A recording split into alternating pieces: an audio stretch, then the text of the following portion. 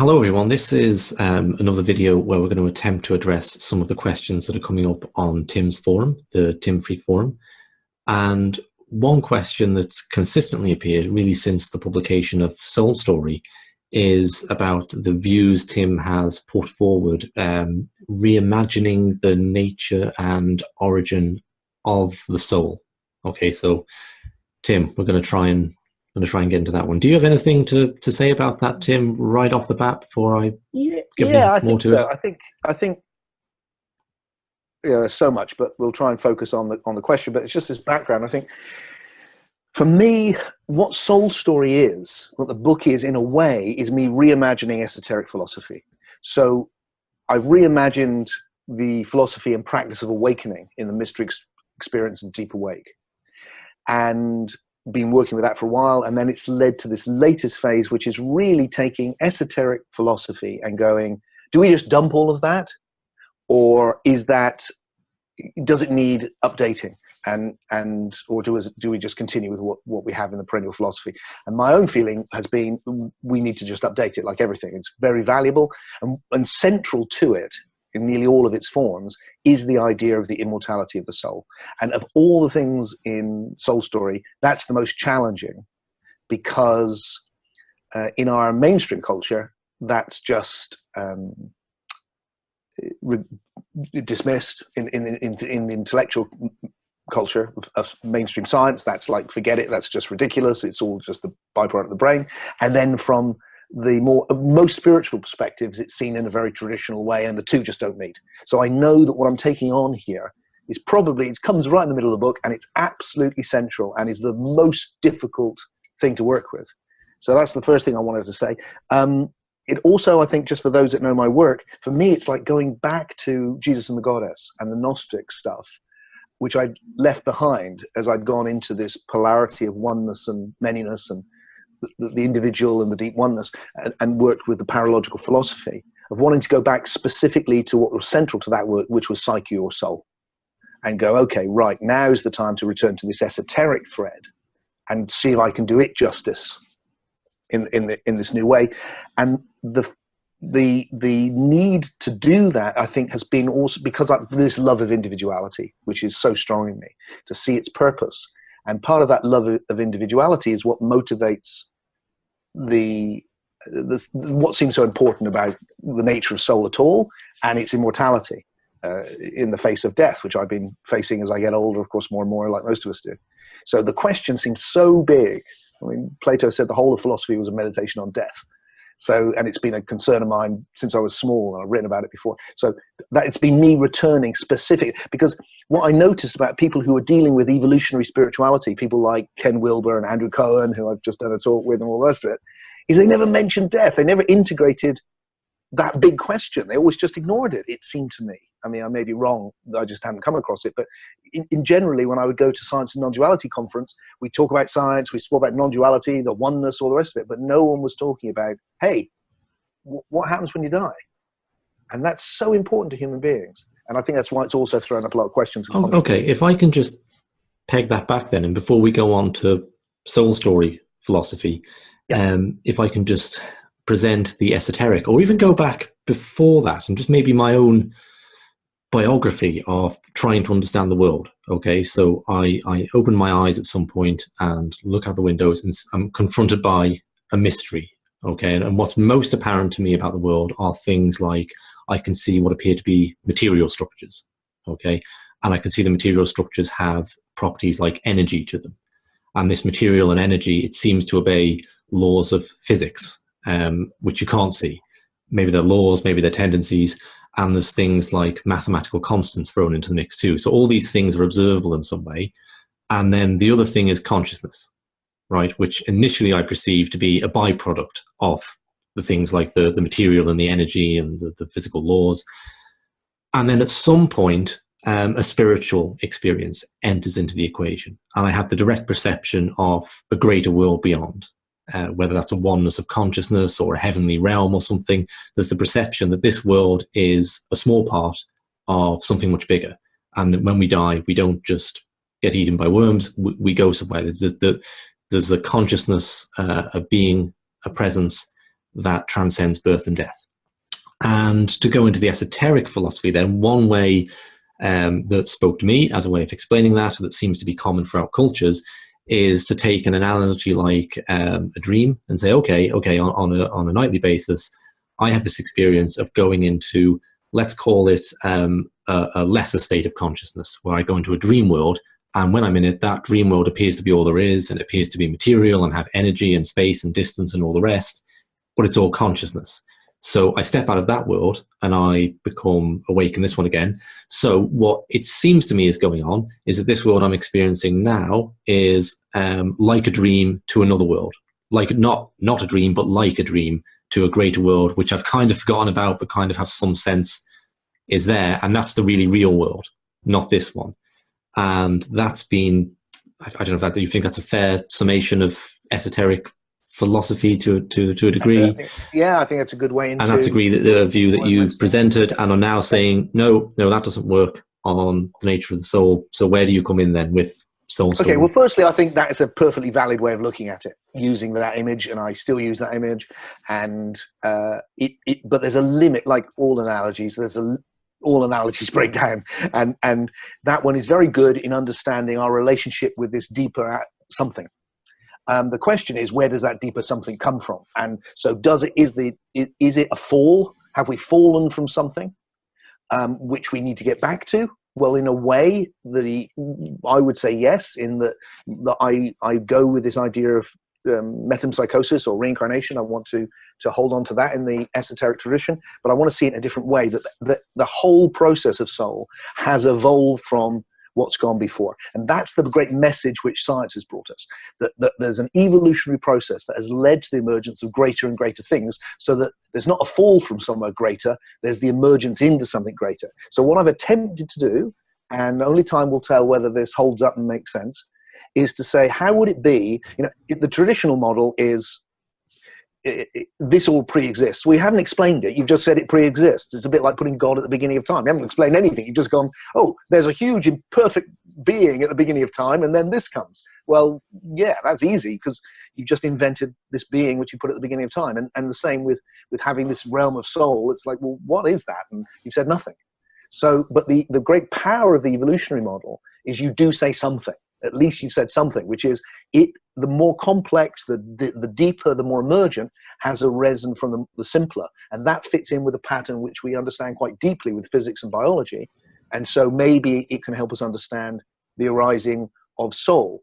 And then what I'm saying with soul is, let's treat it in the way that I did in Jesus and the Goddess, in a very obvious way, which is the domain of soul is this immaterial, what we're experiencing right now is an immaterial world of images, which arises from this world of sensation, but is independent of it.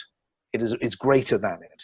So that there is a world of imagination, not as a illusory byproduct of matter and biology, but actually as a realization of a greater, more real, more emergent, anyway, level of reality, and that the soul is a whole dimension which we experience after death, which it's the collective unconscious that Carl Jung was exploring.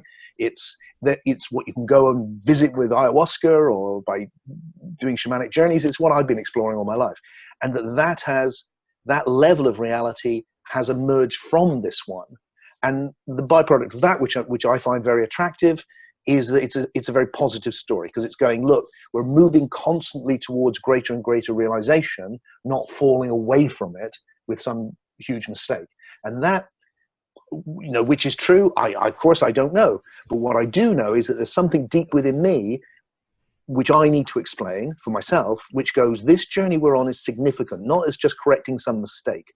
It feels that our individual journey as souls, as psyches, matters.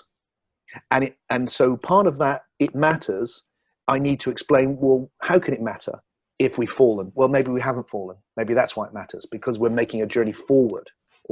And secondly, with death, how can it matter if, well, it's all very well you and I talking about this, but within 20, 30 years, probably less for me, this all gone. It's irrelevant. It's nothing. It's just 20 or 30 years. Hang on. Do you know something like that? You're not giving me much time there, Tim. Pardon? You're not giving me much time with 20 or 30 You'll get years. plenty of time. It's going to be much less than I meant for me. Okay. I was thinking it's ambitious for me. Okay.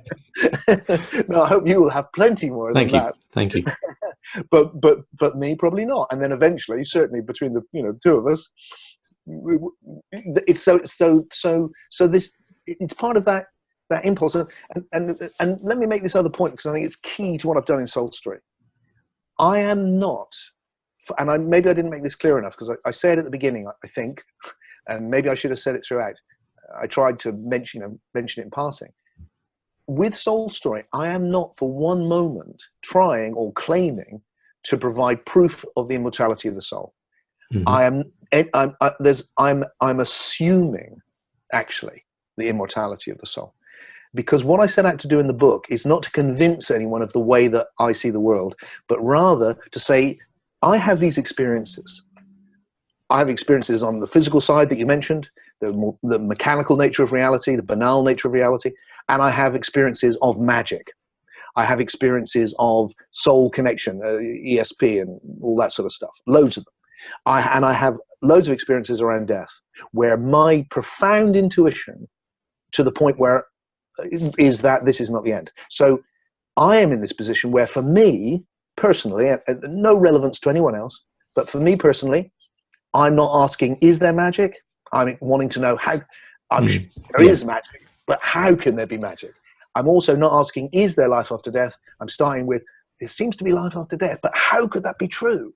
And that's a different place to come from, because I'm not in a position to prove it to anyone. Other people might be. You'd need to master all the evidence, and I'm not doing that. Sure. Well, that is out there, and it's an emerging field of near-death experience research. I think with studies done on mediums and channeling, it's clear they're getting information from somewhere that they couldn't reasonably get it from, and other things like that, psychical research, and that's all there.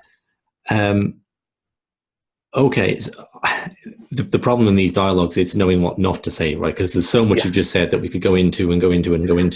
But I do want to sit on my hands, so to speak, and focus in on one aspect, which is a question that's come from the forum.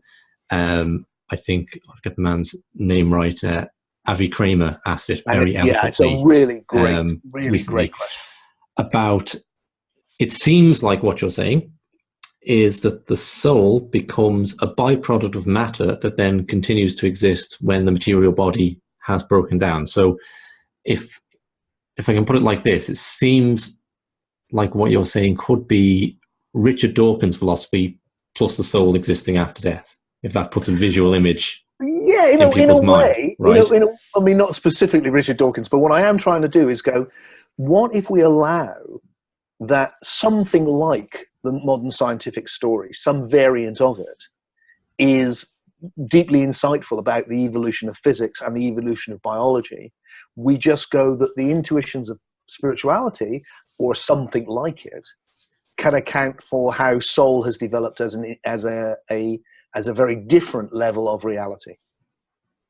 Okay, and that's the part that's been problematic for a lot of people, and I've expressed that on the forum, because it doesn't seem to make sense that if the soul comes from a material construction, it could outlive the end of that. So it's one thing if the soul world exists first and dreams this world into existence, but if we dream that into existence, it would seem to be dependent. And Avi's got a very eloquent way of putting it with regard to, I'll read a little quote from it.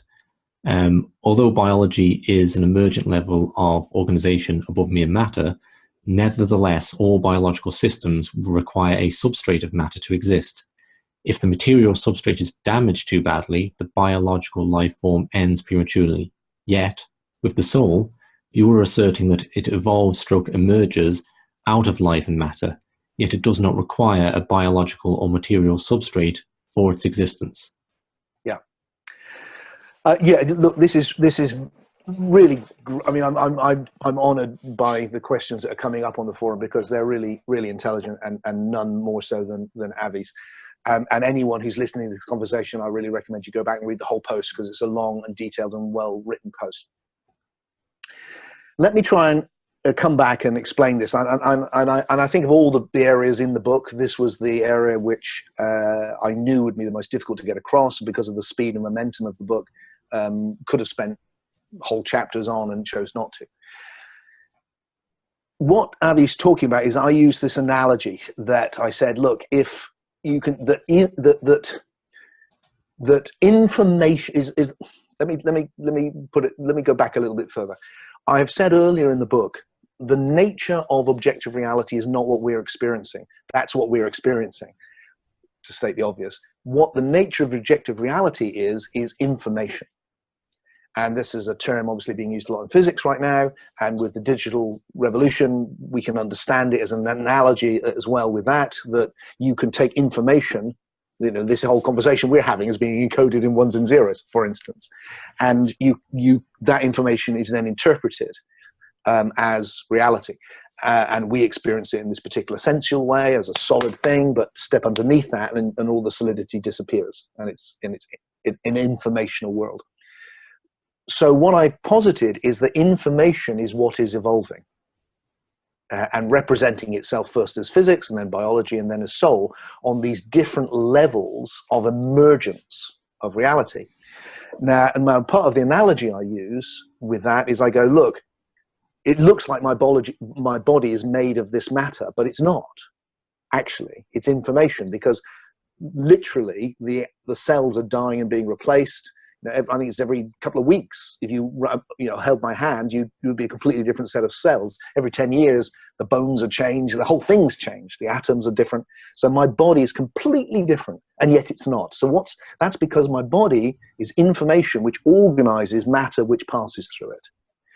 And in the same way so the body is information on a biological level, which transcends the information on a physical level. And then I've used that as an analogy going, well, can we think of soul? And by soul, let me just state once again very clearly, I mean this immaterial realm we're experiencing right now. Can we see that as information which has arisen on a higher level? So just as life, in a way which we don't really understand yet, but we're doing our best to, has clearly arisen from physical, inanimate reality, that this physical reality of images has arisen from a biological level of information. Mm-hmm. And what Avi's saying, and it's a very good point, he's going, yeah, but if you just pulled out all of the matter in my body, the body would die. There would be no body. So although it does in a sense transcend it, it includes it. It transcends, and to use that lovely phrase from Ken Wilber, it transcends and includes it. But I'm saying, when the body dies, the soul can have an independent existence from it when it dies. That's the implication, obviously, of the immortal soul. So, firstly, I hope that states his problem, that convinces him I've understood the issue. Did that make sense to you? It made sense to me, yeah. Yeah, good. So, why did I still suggest this? Well, because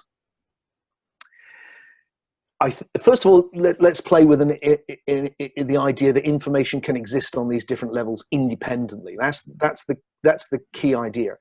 And one of the images I use in my talks, but I haven't used in the book because it's come up since then. It's a kind of quick image. It's a flawed analogy like all of them, but it can get across something.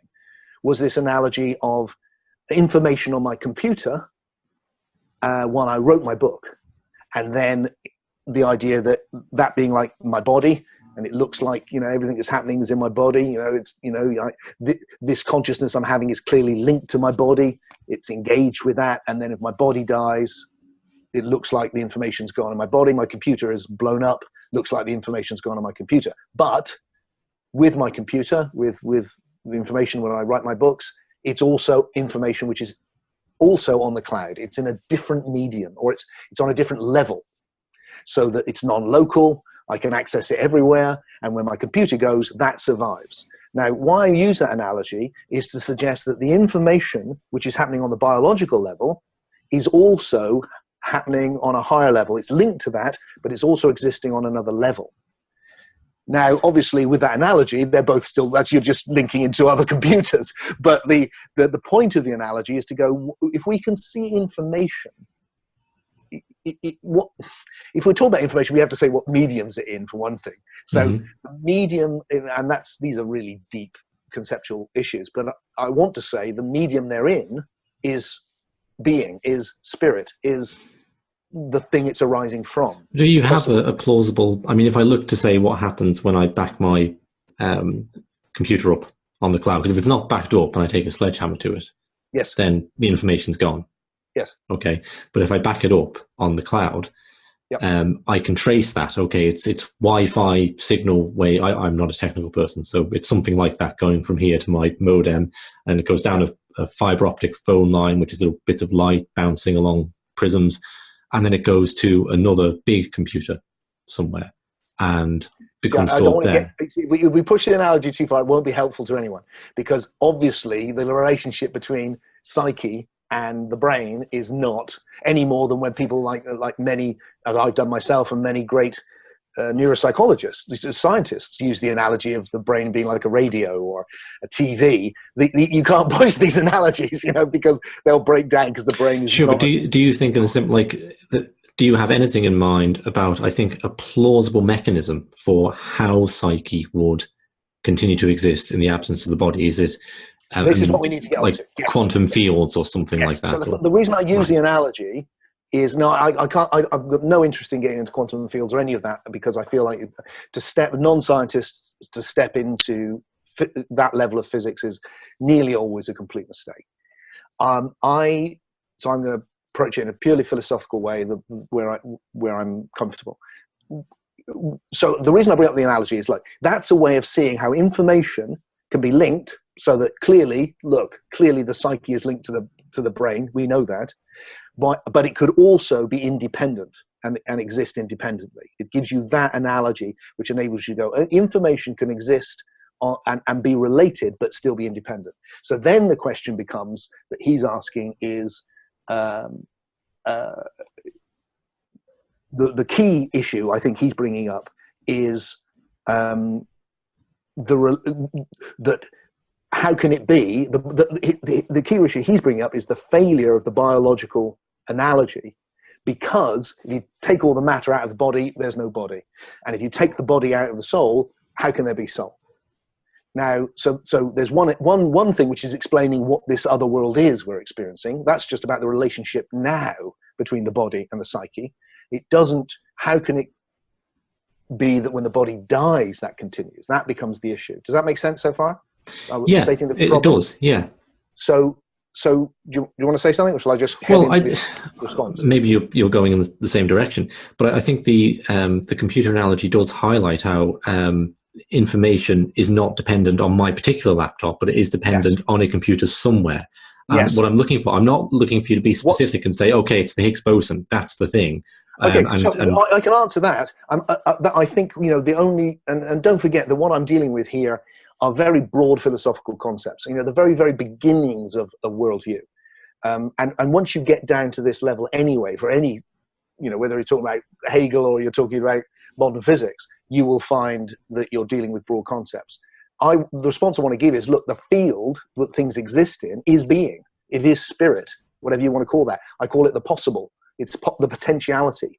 The primal spirit is the field. That's the medium within which the information is evolving. So you've got, as right now, you've got being, this formless emptiness of potentiality, and you've got this process of becoming.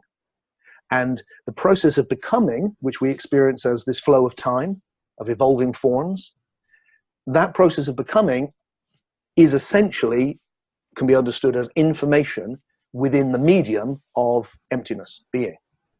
So that those are the two fundamental things you've got. You've got this underlying reality, which is formless, which is realizing itself as a evolving flow of information.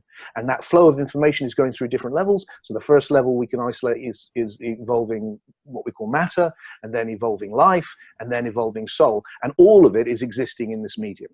Now that, it feels to me, although it's a very big overview, that feels like, okay, I think that does make sense to me.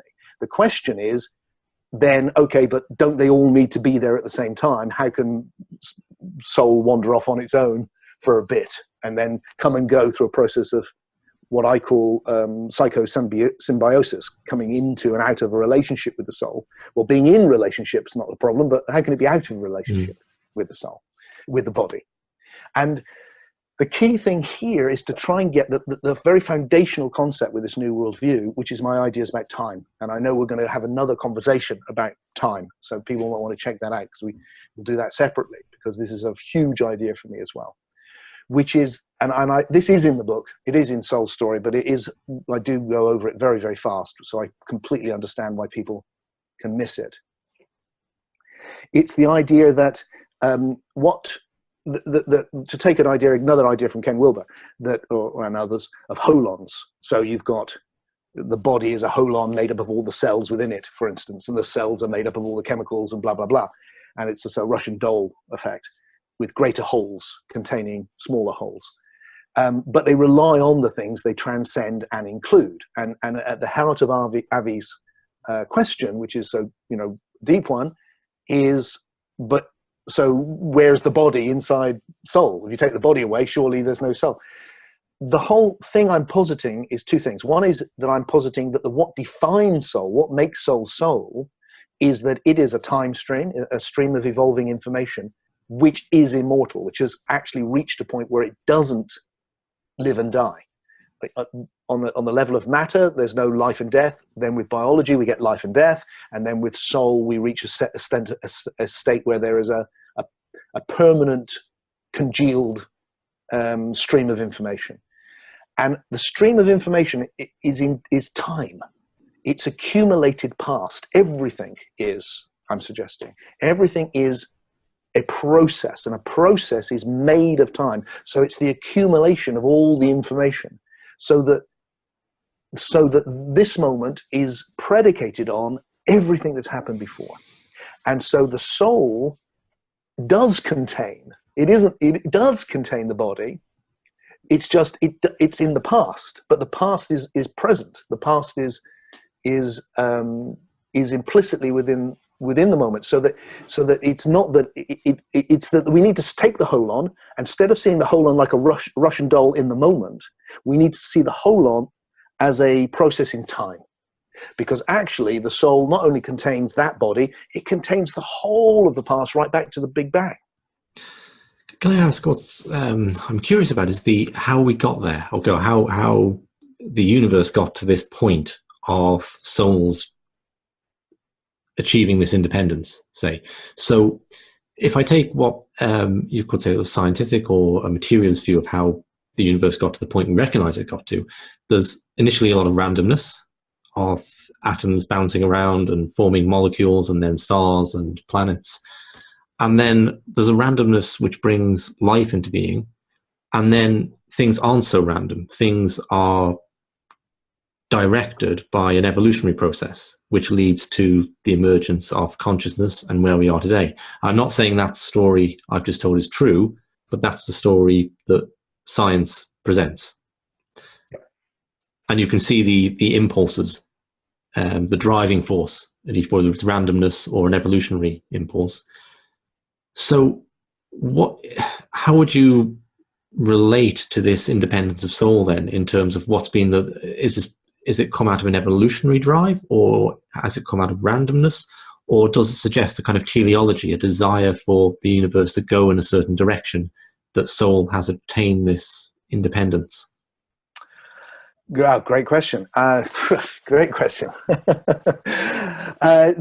So I think what I'm suggesting is that there is a natural process. It is in the nature of the potentiality to realize itself, and it's on the nature, because of the accumulation of time, of the accumulation of information, there is a tendency towards greater and greater evolutionary emergence.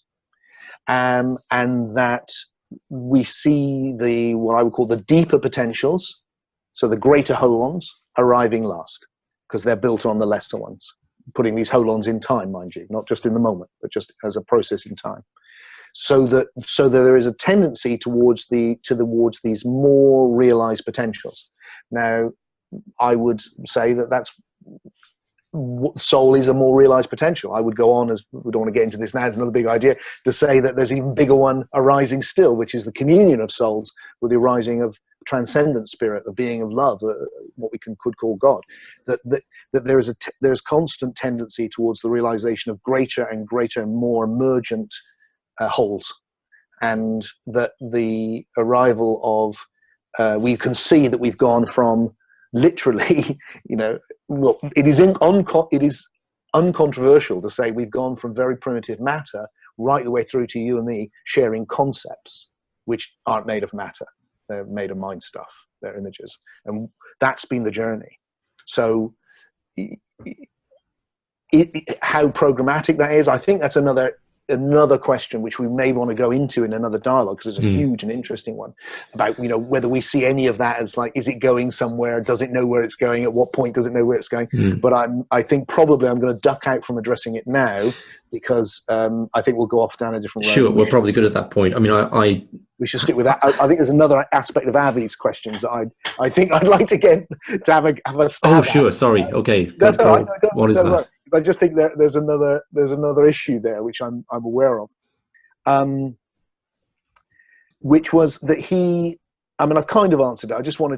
I have answered it really, I hope, or given my answer, but I just wanted to acknowledge the other side of his question, which was also, he says here, let me read what he says here because I've got it in front of me. What I'm getting is that if you hold the soul stream to be objectively independent of the physical, then it seems to favor a more traditional religious spiritual view that holds there to be a transcendent spiritual realm where the soul stream exists prior to the existence of the material universe.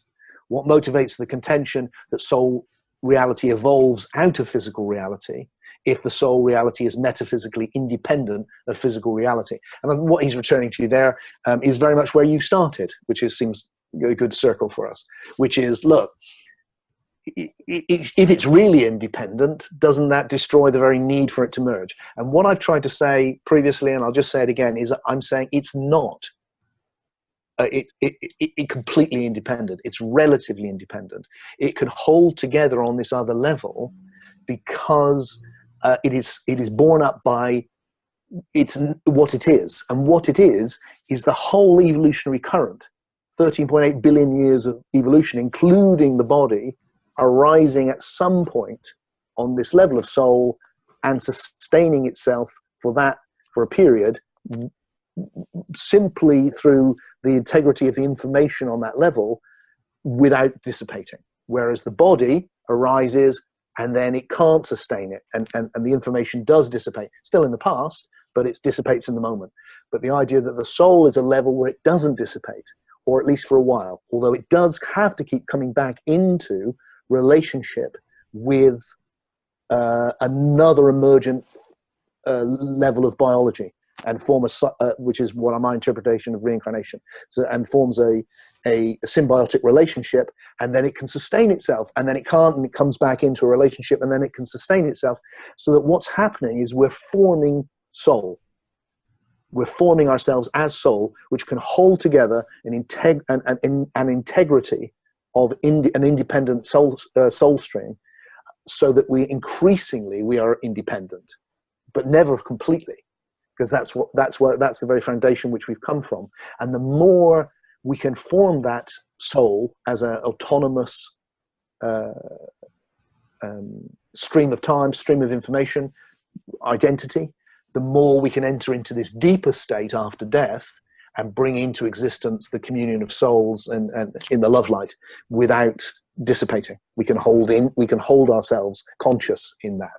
So that the whole journey for me is one of the formation of individuality, and on this highest level, the formation of soul. It's soul formation, and which is allowing it to actually shoot away from matter before having to come back into relationship with it.